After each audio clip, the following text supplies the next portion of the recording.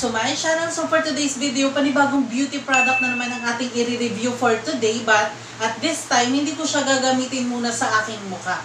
Okay, we're doing a patch test muna sa ating kamay for safety lang. Dahil sa pagkakaalam ko, ito nga daw produkto na to ay naban ng FDA kung bakit. Yun yung aalamin natin ngayon. Yan, so siguro ang daming katanungan, no, para sa mga taong unang gumamit ng produkto na to, no, kung bakit siya naban, kung natanggal ang tigawat ko, nakakakinis siya ng mukha, bakit siya naban. So yun ang alamin natin, pero bago yun, gusto ko munang basahin, no, yung nakalagay dito, kasi first time ko pa lang naman siyang itatry para talagang sure din ako na alam ko yung ginagamit yung produkto. So wag tayong gamit ng kahit anong produkto kung hindi natin siya kilala, 'di ba? Kaya kailangan alamin muna natin yung mga history niya, kung gaano siya kaganda, kung umepekto ba siya sa iba, kung nakasira siya ng mukha ng iba, 'di ba? Para aware din tayo na safe yung gagamitin natin kahit anong produkto. So sabi dito, disclaimer.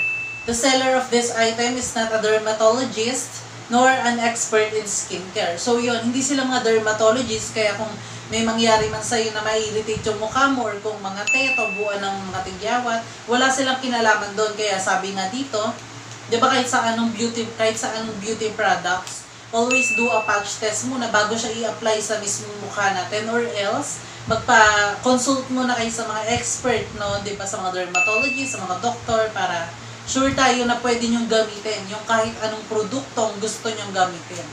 Sabi dito, we aim to provide the best beauty products and we only depend on our judgment based on the feedback of users, and we are not familiar with the buyer's skin type, condition, skin history, or sensitivity, and cannot make personal recommendations of any kind to any buyer.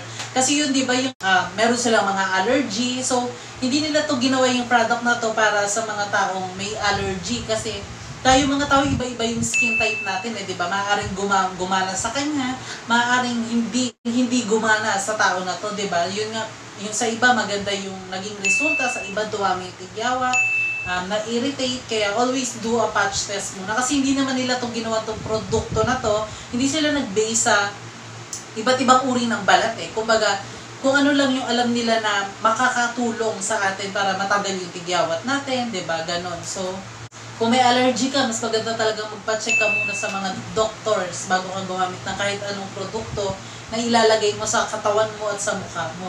We are not liable for negative or damaging results that may be obtained by proper or improper use of this product on any person. Kaya yun talaga, lagi mo siyang babasahin, kasi mamaya gamit ka lang ng gamit, eh, kung ano lang nakita mo sa kanya na ginawa niya, is yun na yung gagawin mo. Kaya dapat, para sure ka, i-check mo muna kung ano yung mga dapat gawin bago mo gamitin yung gusto mong gamitin na produkto.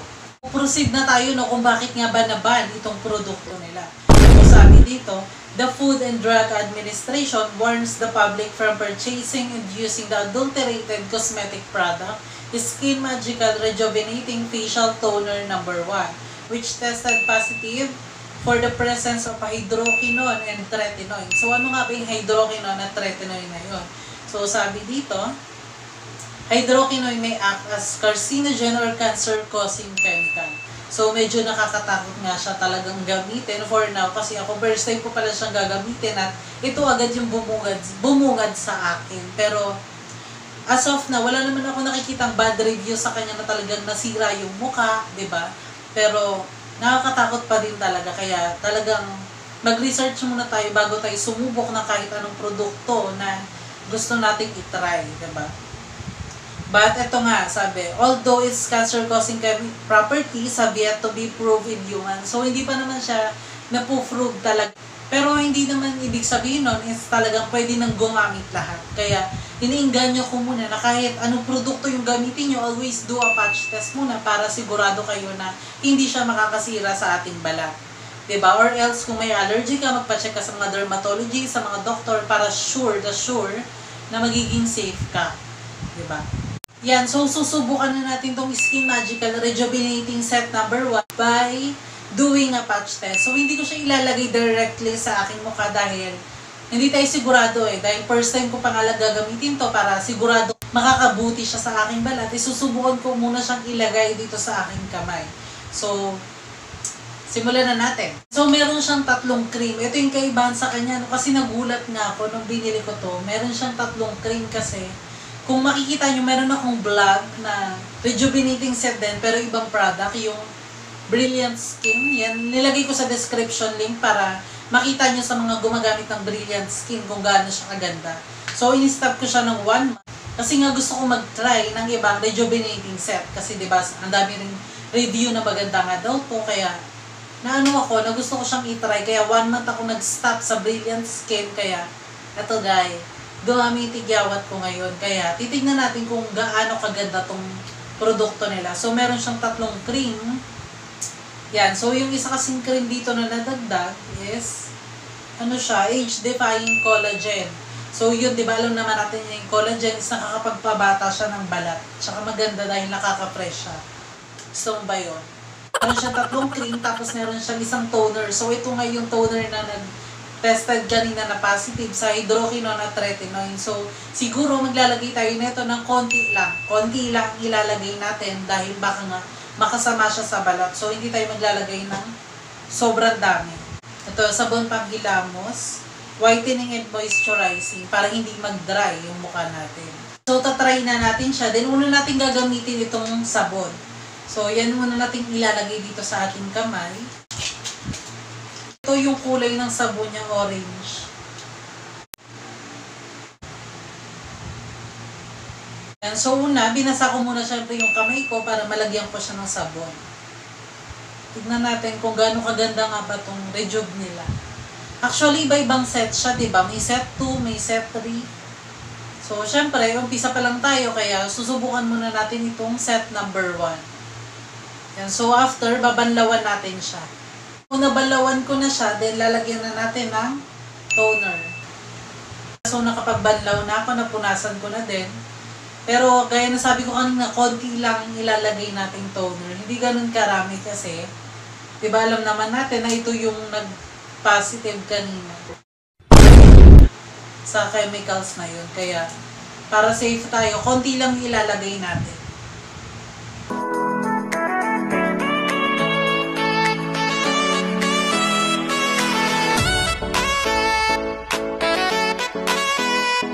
Yan, nalagyan ko na siya ng toner, nakapagsabon na ako, nakapag-toner na ako. Then, isusunod natin yung cream. Pero since umaga pa naman ngayon, ang ilalagay natin cream is yung pang morning. So, smoothing sunblock number 1. So, ito yung ilalagay natin. Ang ganda ng lagayan nila. Talagang sealed na sealed siya. Kaya hindi mapapasukan ng kahit anong bacteria, na kahit anong viruses, dahil super sealed siya. So, gel. Gel siya na kulay white. So, po tayo ng sakto lang. Actually, ang amoy niya, yung parang pang-baby. Amoy Johnson. Amoy Johnson siya, pero pag tumagal, nag-iiba yung amoy niya. Then, actually, maganda siya kasi ang ganda ng packaging niya. At the same time, super sealed yung mga lagayan nila. Kaya, hindi siya mapapasok agad ng mga viruses. Kaya, doon pa lang safe na siya. Maganda siya. And then after, ilalagay na natin to age-defying collagen cream number 1. May kulay siya na white. May kulay siya na white kasi yung kanina talagang transparent siya na white. Pero ito, kulay white talaga siya. Naamoy ko talaga sa kanya yung Johnson. Sa unang lagay ha, kasi kapag tumagal, nag-iiba na siya eh. So, umpisa lang. And so, nalagay ko na yung sabon, nakapaglagay na ako ng toner, then yung cream, saka yung collagen. Pero ito, isang cream pang gabi na to. So, mamayang gabi, itong rejuvenating cream number 1. So, ito yung pang gabi.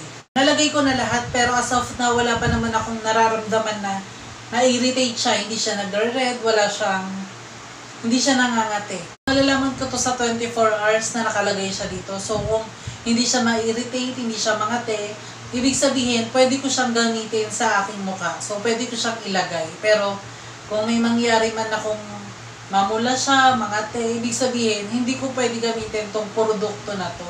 So, ganun din kayo, no? Always do a patch test. Kahit anong sabon yan, kahit anong pampaganda ng mukha yan, lagi kayong magpa-patch test para sigurado tayong safe na gamitin nyo siya. So, So yun lang, tapos na tayo. Kung nagustuhan mo ang aking video, kung makalimutan i-like, i-share, mag-subscribe ka na para updated ka sa aking mga bagong video. So yun lang, maraming salamat and God bless everyone.